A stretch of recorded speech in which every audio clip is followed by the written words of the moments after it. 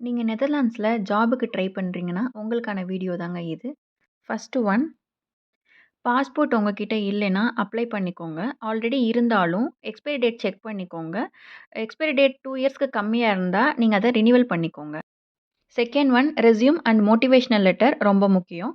Motivational லெட்டர்ல நீங்க நெதர்லாண்ட்ஸ்ல ஏன் ஒர்க் பண்ணணும்னு ஆசைப்படுறீங்க? அது உங்க கரியருக்கு எவ்வளோ ஹெல்ப்ஃபுல்லா இருக்கும்னு இன்க்ளூட் பண்ணணும். Third one birth certificate and marriage certificate. இங்க நீங்க உங்களோட டிபெண்டன்ஸா உங்களோட ஸ்பௌஸ் அதாவது ஹஸ்பண்ட் ஆர் ஒய்ஃப் அண்ட் உங்களோட கிட்ஸ நீங்க கூட்டிட்டு வரலாம். ஸோ நீங்க உங்க கிட்ஸ கூட்டிட்டு வரும்போது, அவங்களோட பர்த் சர்டிஃபிகேட் அண்ட் உங்களோட பர்த் சர்டிஃபிகேட், உங்க ஸ்பௌஸோட பர்த் சர்டிஃபிகேட் உங்களுக்கு தேவைப்படும். அண்ட் ஆல்சோ உங்க ஸ்பௌஸ கூட்டிட்டு வர்றதுக்கு மேரேஜ் சர்டிஃபிகேட்டும் இங்க மேண்டேட்டரியா கேட்பாங்க. முனிசிபாலிட்டில ரெஜிஸ்ட்ரேஷன் பண்றதுக்கு.